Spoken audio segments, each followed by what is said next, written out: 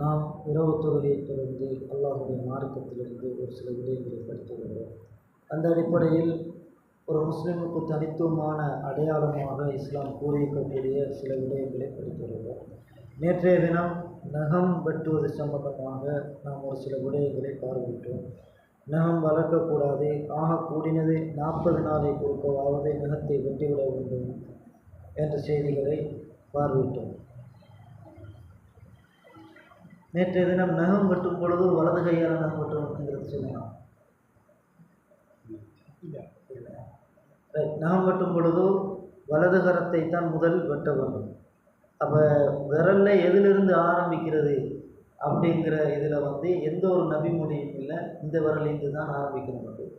ரசூலுல்லாஹி ஸல்லல்லாஹு அலைஹி வஸல்லம் அவர்கள் வலது கரத்தை கொண்டு ஆரம்பிப்பாங்க. எல்லா விஷயத்துக்கும் வலதை முற்படுத்துவார்கள். அந்த அடிப்படையில் நகம் வெட்டுகின்ற பொழுது நீங்கள் வலது கையிலிருந்து நகத்தை வெட்ட வேண்டும். அதை நீங்கள் பெருவரிலிருந்து ஆரம்பித்தாலும் சரி, சீனி விரலிருந்து ஆரம்பித்தாலும் சரி, வலது கரத்திலிருந்து நகம் வெட்டப்பட வேண்டும் என்கிறது ரசூலுல்லாஹி ஸல்லல்லாஹு அலைஹி வஸல்லம் அவருடைய வழிகாட்டல் செய்தியை நம்ம புரிந்து கொள்வோம். அதை பற்றி மேலதிகமாக இந்த தகவலும் இல்லை. சில அறிஞர்கள் ஒன்றாவது நடுவரில் ஒட்டணும், அதே போல அப்படி எல்லாம் சொல்லுவாங்க. ஆனால் எந்த ஹதீஸும் இல்லை, ஆதாரபூர்வமான எந்த ஒரு நபிமொழியும் இல்லை என்ற செய்தியும் மேலதிகமாக பதிவு செய்து ரைட். இன்றைக்கு நம்ம பார்க்க போகிற விஷயம் என்னென்றால், ஒரு பெண் உண்மையில் அபாய உடுத்துட்டு போனாலும் சரி, முஸ்லீம் வேடம் அணிந்து கொண்டு போனாலும் சரி, சில அடையாளங்கள் அவளில் வெளிப்பட்டால் அவன் முஸ்லீமான பெண்ணாக இருக்க முடியாது. சில அடையாளங்கள் அவளில் தென்பட்டால் அவன் முஸ்லீம்ங்கிறதுக்குரிய என்றால் நமக்கு ஏன் இஸ்லாம் சொல்லுவென்றால், நீங்கள் நகத்தை வெட்டினாத்தான் முஸ்லீம் என்பதல்ல. ஒரு முஸ்லீம் நகத்தை வெட்டிட்டிருப்பான், நகம் வளர்ந்திருக்காது. அதே மாதிரி ஒரு முஸ்லீமான பெண் இப்படி போக மாட்டாள். ஆனால் முஸ்லீம் தான், ஆனால் முஸ்லீமான ஒரு பெண் இப்படி போக மாட்டாள். அப்போ இது முஸ்லீமுக்கு மட்டும் தனித்துவமான ஒரு அடையாளம். அதில் பாருங்க, முதலாவது செய்தியாக ஒரு பெண், அல்லாஹ்வுடைய தூதர் ஸல்லல்லாஹு அலைஹி வஸல்லம் அவர் சொல்கிறார்கள், புகாரி போன்ற கிரந்தங்களில் பதிவு செய்யப்படுகிறது, ஐயுமா இம்ராத்தின், எந்த ஒரு பெண் இஸ்தாத்தரத் நறுமணம் பூசிக்கொண்டு பமர்ரத்தாலா கோமி, ஒரு கூட்டத்தின் பால் ஒரு கூட்டத்தை கடந்து செல்கிறாரோ, லியஜிது ரீஹஹா, அவள் பூசி இருக்கக்கூடிய அந்த நறுமணத்தை அவர்கள் நுகர வேண்டும் என்பதற்காக வேண்டியா நடந்து கொண்டு செல்கிறாரோ, ஃபைய ஜானியா, அவள் விபச்சாரி அப்படின்னு அல்லாஹ்வுடைய தூதர் ஸல்லல்லாஹு அலைஹி வஸல்லம் அவர்கள் சொல்கிறாங்க. அப்போ வாசனை திரவியங்களை அணிந்து கொண்டு ஒரு பெண், வாசனை திரவியங்களை பூசிக்கொண்டு ஒரு பெண் வெளியிலே போனால் அவள் விபச்சாரி. இது யாருக்கு சொன்னாங்க? அல்லாஹ்வுடைய தூதர் முஸ்லிமான பெண் இப்படி போகக்கூடாது என்று செய்தியை சொல்கிறான். அப்போ என்ன இதில் இந்த ஹதீஸில் நம்ம புரிந்து கொள்ளணும், லியஜிது ரீஹா, அவள் பூசி இருக்கிற வாசம் அடுத்தவங்களுக்கு படுற மாதிரி இருக்கக்கூடாது. அவக்குரிய ஒரு நறுமணம் இருக்க வேண்டும். ஏனென்றால் அல்லாஹ்வுடைய தூதர் சொல்கிறான், ஒரு முஸ்லிமான ஆண் வெள்ளிக்கிழமை தினங்களில் அந்த ஆண் குளித்து கொண்டு எண்ணெய் தேய்த்து கொண்டு நறுமணங்கள் பூசிக்கொண்டு அப்படி நறுமணங்கள் பூசிக்கொண்டு அப்படின்னு சொல்லும் பொழுது அல்லாஹ்வுடைய தூதர் சொல்கிறாங்க, உங்களுக்கு அப்படி பூசுறதுக்கு அத்தர் எதுவும் உங்களுக்கு இல்லையா? ஆண்களுக்கென்று விசேடமாக கமகமண்டு மனம் வீசக்கூடியவைகள் இருக்கும். அப்படியான உங்களுக்கு ஆண்களுக்கென்று குறித்தான அந்த நறுமணங்கள் உங்களுக்கு கிடைக்காது விட்டால், வலவுமின் தீபின் மரா, பெண்களுடைய வாசனை திரவியத்தை எடுத்து நீங்கள் பூசிக்கொண்டு பள்ளிவாசலுக்கு நேர காலத்தோடு இருவரை பிரிக்காமல் யார் அமர்ந்து விடுகிறாரோ அவருடைய அந்த ஜும்மாவுக்கும் அடுத்து வரைய ஜும்மாவுக்கும் இடையில பாவங்கள் மன்னிக்கப்படும் விஷயம் அல்லாஹ்வுடைய தூதர் சொல்கிறாங்க. அப்போ இதில் உங்களுக்கு பூசுகிற அத்தர் இல்லாது விட்டால் பெண்கள் பூசக்கூடிய அத்தர், அப்போ ரெண்டுக்கும் வித்தியாசம் இருக்குது. ஆண்கள் பூசக்கூடிய அத்தருக்கும் பெண்கள் பூசக்கூடிய அத்தருக்கும் வித்தியாசம் இருக்குது. அப்போ வித்தியாசம் என்னென்றால், அது அளவுக்கு அதிகமான நறுமணம் வீசக்கூடியதாக இருக்கக்கூடாது. அவங்க இங்கே போகிறோன்னா இங்கே கடந்து போயிட்டாங்கன்னா அங்கே போவாங்க, இங்கே வாசனை அதிகம். ஆனால் இன்றைக்கு பெண்கள் அதிகமாக பயன்படுத்துவது இது போன்ற வாசனை திரவியங்கள் தான். எத்தனையோ வகையான வாசனை திரவியங்களை பயன்படுத்துகிறார்கள். எல்லாம் மிக தொலைதூரத்தில் இருக்கும் பொழுதே வாசம் அடிச்சுட்டு இருக்கு. அப்போ இது ஒரு பெண்ணுக்கு, இஸ்லாமிய பெண்ணுக்கு அனுமதி இல்லை. ஒரு முஸ்லீம் பெண் அப்படி ஒரு கவனமாண்டு இருக்கக்கூடாது.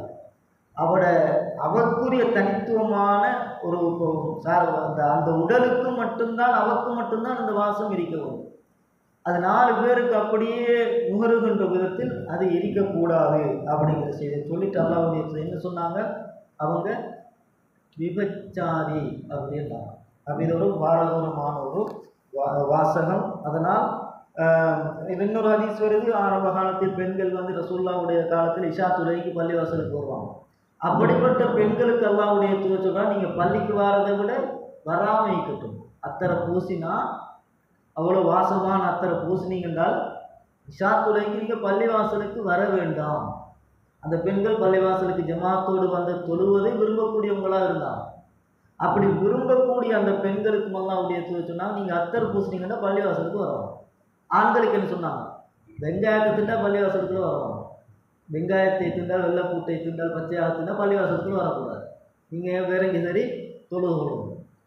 அப்போ பெண்களுக்கு அத்தர் பூசினா இவங்களுக்கு வெங்காயம் திண்டாலும் வரக்கூடாது, வெள்ளைப்பூடு திண்டாலும் வரக்கூடாது, அத்தர் பூசி கொண்டும் வரக்கூடாது. அதாவது அளவுக்கு அதிகமாக வீசுகின்ற அத்தர். இன்றைக்கு பூசக்கூடிய பவுடரே அப்படி ஒரு வாசம். பவுடரே அங்கே பூசியிருந்தால் இங்கே வாசம் இல்லை, அந்த அளவுக்கு இருக்கும். அதனால் அப்போ கொஞ்சம் யோசிச்சு பாருங்கள், ஒரு பெண் திருமண வீட்டுக்கு எப்படி போகிறாள், அவளுடைய அந்த நறுமணங்களுடைய பவர் எவ்வளோ இருக்குது. வீட்டில் அவர் ரூமில் பூசியிருப்பா, முன்னுக்கு ஹோலுக்கு வாசலுக்கு வாசம் அடிக்கும், மனம் அடிக்கும். அப்போ இதெல்லாம் இஸ்லாம் என்ன செய்யலை, அனுமதி கொடுக்கல. வாசகம் வகிய ஜானியா, அவள் விபச்சாரி அப்படின்றாங்க. அது பயங்கரமான ஒரு வாசகம் என்ற செய்தியை நம்ம பதிவு செய்து கொள்ள வேண்டும். பெண்களை பொறுத்த வரைக்கும் அப்படி கடுமையான வாசனை திரவியங்களை பயன்படுத்தக்கூடாது. உங்களோட வீட்டுக்குள் இருக்கும் பொழுது தாராளமாக பூசிக்கணும். அந்த ஹதீஸ்ல என்ன வருது, பள்ளிவாசலுக்கு வர வேண்டாம் அப்படின்னா உங்களோட வீட்டில் உங்களுக்கு தாராளமாக எவ்வளவு வேண்டுமானாலும் நீங்கள் பூசிக்கொண்டு இருக்கலாம். அந்த வாசனையோடு நீங்கள் வெளியில் போயிடக்கூடாது, வெளியில் போக கூடாது என்ற செய்தியையும் பதிவு செஞ்சு கொள்ளுங்கள். ரைட். அடுத்த செய்தியாக அல்லாஹ்வுடைய தூதர் ஸல்லல்லாஹு அலைஹி வஸல்லம் ஒரு முஸ்லிமான பெண்ணுக்கு சொன்னாங்க, அல்லாஹ்வுடைய தூதர் சில சாபங்களை விடுறாங்க. இன்ன காரியங்களை செய்யக்கூடிய பெண்களை அல்லாஹ் சபிப்பான். அவங்க முஸ்லீமாக இருந்தாலும் அவர்கள் சபிக்கப்பட்டவர்கள். அதில் வந்து பொய்மொழி கொண்டாற்று, பொய்கொண்ட வைக்கிறது, இது வந்து கூடாது. சில திருமணங்களுக்கு கூட பெண்ணை அலங்கரிப்பதற்காக வேண்டி, மணப்பெண்ணை அலங்கரிப்பதற்காக வேண்டி அப்படி முடியில ஸ்டைலை கொண்டு வரணுங்கிறதுக்காக வேண்டி பொய்மொழியை வச்சு ஆகலங்களை செய்வாங்க. இதெல்லாம் இந்த பெண்களை அல்லாஹ் சபிக்கிறான். அவங்க இபாதத் செஞ்சிருந்தாலும் தொழுகை நோன்பு எதிர்ந்தாலும் இந்த பொய்மொழி வச்சதுக்காக வேண்டி அல்லாஹ் சபிக்கிறான். அதே போன்று அல்லாஹ்வுடைய தூதர் சொல்கிறாங்க, இந்த முகத்தில் வரக்கூடிய இந்த முடிகள், முகத்தில் முளைக்கக்கூடிய முடிகளை வலிக்கிற பெண்களை எல்லாம் சபிப்பானாக. இன்றைக்கு அது ஒரு கலாச்சாரமாக இன்றைக்கு மாறி இருக்கு. இந்த ஐப்ரோவை வலிக்கிறது, இதை ஒரு கோடு மாதிரி எல்லாத்தையும் வலிச்சு போட்டு ஒரு கோடு மாதிரி மட்டும் வச்சுக்கிறது. இப்படிப்பட்ட பெண்களும் அல்லாஹ்விடத்தில் சபிக்கப்பட்டவர்கள். இந்த வேலைகள் எல்லாம் செய்யக்கூடாது. அடுத்தது இந்த பற்களுக்கு இடையில் ஆரம்ப காலத்துலலாம் மதனிச்சு, இப்பயும் இருக்குதோ என்னமோ தெரியாது, ஆரம்ப கால ரசூலுல்லாஹ்வுடைய காலத்தில் அது இருந்தது. பற்களுக்கு இடையில் அழகுக்காக வேண்டி இடைவெளி ஏற்படுத்துறதுக்கு, ஒவ்வொரு பல்லுக்கு இடையில் இடைவெளி ஏற்படுத்தி அழகுக்காக வேண்டி செய்கின்ற அந்த பெண்களையும் அல்லாஹ் தஆலா சபிப்பானாக. அதே போன்று அல்லாஹ்வுடைய தூதர் சொன்னார்கள், அல் முகையிராத்தி ஹல்கல்லா, அல்லாஹ் படைத்த அந்த படைப்பின் உருவத்தை மாற்றுவதை அல்லாஹ் சபிக்கிறான்.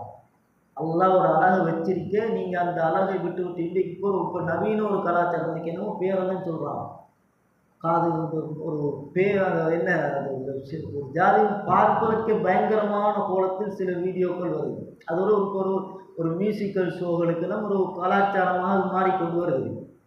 அவங்க இந்த ஐப்ரோ எல்லாம் பூசிக்கொண்டு இந்த பொட்டி அதெல்லாம் பூசிக்கொண்டு ஒவ்வொரு வகையாக இன்றைக்கு கலாச்சாரமாக அது உருவாகி வருகிறது. அப்போ இது போன்ற காரியங்கள் ஒரு பெண் செய்யக்கூடாது, இது தடுக்கப்பட்டது. இப்படிப்பட்ட பெண்களோடு கணவன் மனைவியாக வாழ்வதும் கூடாது என்ற நிலைப்பாட்டுக்கு வரணும். என்னன்னா, இப்போ ஒரு பெண், இப்போ நீங்கள் ஹிஜாபை வலியுறுத்துறீங்க, ஹிஜாப் அணிய முடியாட்டி விட்டால் அவளை அதுக்காக வேண்டி உங்களுக்கு தலாக் சொல்லலாம். வாசனை திரையல் பூசினா விடவே மாட்டேங்கிறாண்டால் அதுக்காக வேண்டி விட்டு விட வேண்டும். மக்களுக்கிடையே ஏன்னா சபிக்கப்பட்டவளோடு உனக்கு வாழ்வதற்கு அனுமதி இல்லை. இப்படியான காரியங்களை செய்கின்ற பெண்கள் சபிக்கப்பட்டவர்கள். அப்படிப்பட்டவர்களோடு ஒரு ஆண் வாழக்கூடாது. அப்போ இது பயங்கரமான விஷயம். இந்த செய்தியை, இந்த ஹதீதை அதை இன்ஷால்லா கொஞ்சம் ஞாபகம் ரைட். என்னென்றால் இந்த செய்தி இப்போ நான் சொன்ன இந்த ஹதீஸ் இருக்குது, பொய்முடி கட்டுறது, பற்களுக்கு இடையில் இடைவெட்டுறது, முகங்கள் வைக்கக்கூடிய முடிகளை உடைக்கிறது, எல்லாம் படைத்த உருவங்களை மாற்ற இந்த செய்தியை அப்துல்லா இப்னு மசூத் ரலியல்லாஹு அன்ஹு அவர்கள் சொல்கிறாங்க. சொல்லுகிற பொழுது ஒரு கோத்திரத்து பெண், பனி அசத் என்று சொல்லக்கூடிய ஒரு கோத்திரத்து பெண்ணுக்கு இந்த செய்தி கேள்விப்படணுன்னே அப்துல்லா இப்னு மசூத் ரலியல்லாஹு அன்ஹு வராங்க. நீங்கள் என்ன பொம்பளைகளை இப்படியெல்லாம் சபிக்கிறீங்க, பொம்பளைகளை நீங்கள் இப்படியெல்லாம் சொல்லி சபிக்கிறீங்க அப்படின்னு சொல்கிற நேரம் அவங்க சொல்கிறாங்க, அப்துல்லா இப்னு மசூத் ரலியல்லாஹு சொல்கிறான், வமாலி லா அல்லானு மல்லான ரசூலுல்லா, எனக்கு என்ன, நான் அல்லாஹ்வுடைய தூதர் யாரை சபித்தார்களோ அவர்களைத்தான் நான் சபிக்கிறேன். அல்லாஹ்வுடைய தூதர் யாரை சபித்தார்களோ அவர்களைத்தான் நான் சபிக்கிறேன். வஹுவ ஃபீ கிதாபில்லாஹ், அது அல்லாஹ்வுடைய வேதத்தில் இருக்கிறது, அல் குர்ஆனில் இருக்குது. அந்த இந்த செய்தியெல்லாம் சொல்லிட்டு இது அல் குர்ஆனில் இருக்குது அப்படின்றான். அப்போ அந்த பெண்மணி சொல்கிறான், லகது கராத்து மா பைன லௌஹைனி ஃபமா வஜத்து ஃபீமா தகூல், நான் இந்த இரண்டு பலகைகளுக்கு மத்தியில் இருக்கக்கூடிய வசனங்களை எல்லாம் நான் ஓதி முடித்திருக்கிறேன். ஆனால் நீங்கள் சொல்கிற மாதிரி ஒரு வசனம் குர்ஆனில் இல்லை, நீங்கள் சொல்கிற மாதிரி ஒரு வசனம் குர்ஆனில் இல்லை அப்படின்னு அந்த பெண்மணி சொல்கிறான். அப்போ அப்துல்லா இப்னு மசூத் ரலியல்லாஹு சொல்கிறாங்க, உங்களுக்கு நீங்கள் குர்ஆனை லைன் குந்தி கராத்தீஹி லகத் வஜத்தீஹி அமா கராத், அதாவது நீங்கள் சரியாக குர்ஆனை ஓதியிருந்தால் அந்த வசனத்தை நீங்கள் பெற்றுக்கொண்டிருப்பீங்க அப்படின்றாங்க. சொல்லிட்டு அவர் சொல்கிறார், ஒமா ஆத்தாக்கும் ரசூலுமா சொல்லுவோ ஒமா நஹாக்கும் அனுப்பந்தோ, அல்லாஹ்வுடைய தூதர் எதை உங்களுக்கு கொண்டு வந்தாரோ அதை எடுத்துக்கொள்ளுங்கள், எதை உங்களை விட்டு தடுத்தாரோ அதை தவிர்த்து கொள்ளுங்கள் என்று அல்லாஹ் குர்ஆனில் சொல்கிறானே என்ற செய்தியை வசனத்தை சொல்லிவிட்டு அந்த பெண்மணி சொல்கிறான், அல்லாஹ் அப்படி ஒரு வசனத்தை சொல்கிறாங்க.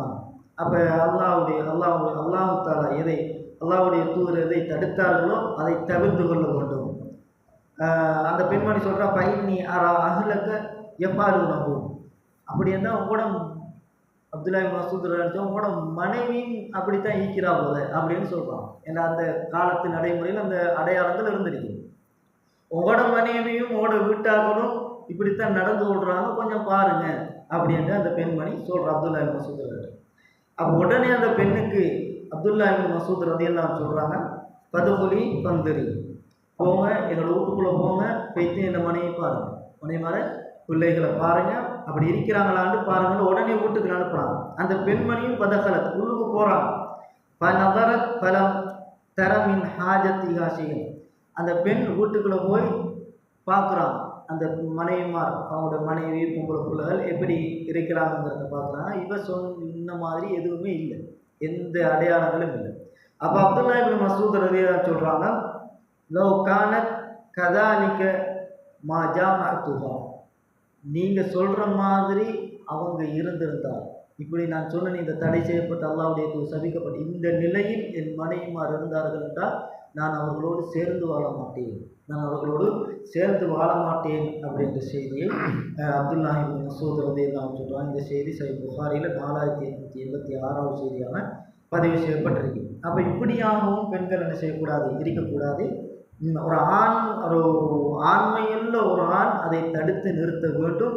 முடியாது விட்டால் அவளோடு சேர்ந்து வாழ்வதை விட பிரிந்து வாழ்வது தான் அவனுடைய ஈமானுக்கு ஏற்றம். ஏனென்றால் சபிக்கப்பட்டவர்களோடு நேரடியாக நம்ம பார்க்கும்பொழுது அதை நேரடியாக நம்ம பார்க்குறோம், இப்படி அத்தரெல்லாம் பூசுகிறான், இப்படி போய் முடி கட்டுறான், இதெல்லாம் நம்ம சொல்லி கேட்காத விட்டால் தவிர்த்து கொள்ள வேண்டும் அப்படிங்கிற பதிவு.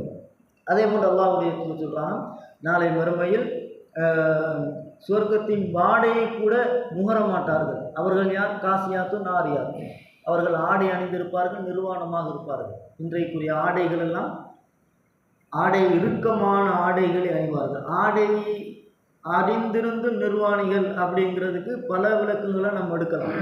அந்த ஆடையினுடைய மென்மையை எடுக்கலாம், அல்லது அந்த ஆடைக்குள்ளாலேயே அடுத்த ஆடை விளங்குகின்ற விதத்தில் அப்படி என்று எடுக்கலாம்.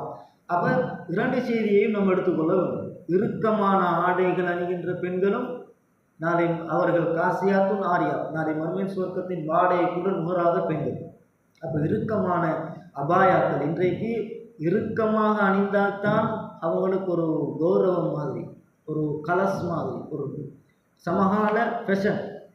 அதனால் அது போன்ற ஆடைகளை இஸ்லாமிய பெண் தவிர்த்து கொள்வார். ஒரு முஸ்லிமான இறை நம்பிக்கையோடு நாளை மறுமையின் அல்லாஹ்வுடைய சுவனத்தை அடைந்து கொள்ள வேண்டும் என்று விரும்புகின்ற, நிரந்தர வாழ்க்கையைத்தான் நிம்மதி இருக்கிறது, சந்தோஷம் இருக்கிறது என்று விரும்புகின்ற பெண் இப்படியான ஆடைகளை அணிந்து கொள்ள மாட்டார். ஆக இந்த செய்திகளை பெண்கள் அவதானத்தோடு இருக்க வேண்டும். இறுக்கமான ஆடைகளை அணிவது. அந்த ஹதீஸில் இன்னொரு செய்தி சொன்னாங்க, கொண்டகற்றுறது.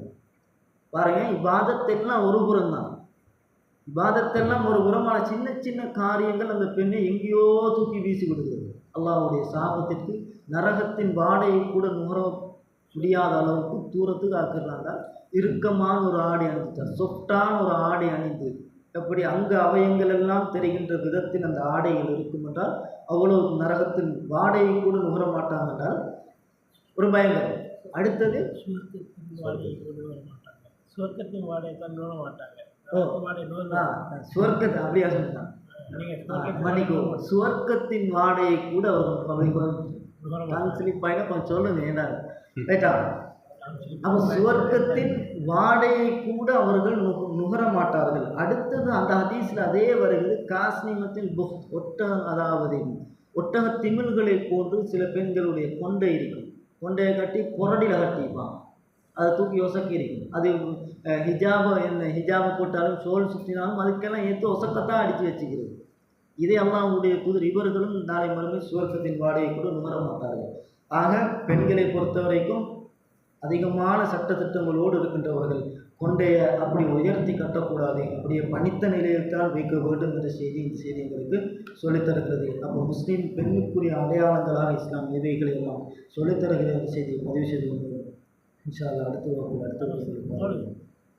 ஆண்களுக்கு ஃபிட்டாக உடுக்கையிலும் ஆண்களுக்கு ஃபிட்டாக உடுக்கையிலும் என்றால் ஒரு நாள் அல்லாஹ்வுடைய தூதர் ஸல்லல்லாஹு அலைஹி வஸல்லம் அவர்கள் ஒரு சோப்பு நிற ஆடை ஒன்று கொண்டு வராங்க. அது இறுக்கம் கூடும்.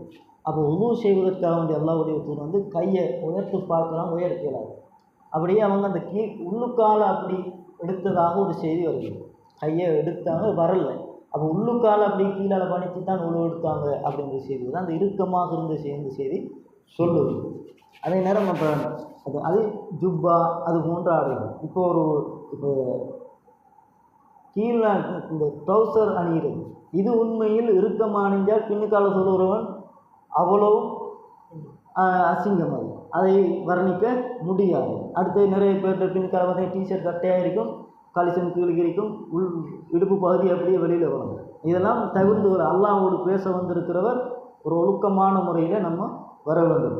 அதே போன்று இப்போ பொட்டம் அணிகின்ற ஒரு கலாச்சாரம் இப்போ எல்லார்கிட்டையும் உருவாகி வந்திருக்கு. பொட்டம் அணிகிறது, அந்த பொட்டம் அவ்வளோ இறுக்கமானதாக அறிந்து கொண்டு பள்ளிவாசலுக்கு வருவதை தவிர்த்து கொள்ள வேண்டும். ஏனென்றால் அது சொல்லக்கூடிய இடம், அந்த இடங்கள் அவ்வளோ ஆரோக்கியமான இடங்கள் அல்ல என்ற செய்தியும் நம்ம பதிவு செய்துள்ளோம். அதுக்கெல்லாம் அந்த இந்த ஹதீஸுக்குள்ளே இந்த வாராக்கள் இல்லை, ஆனால் தவிர்த்து கொள்ள வேண்டிய பகுதிங்கிறத பதிவு செஞ்சு சுபஹானல்லாஹ்.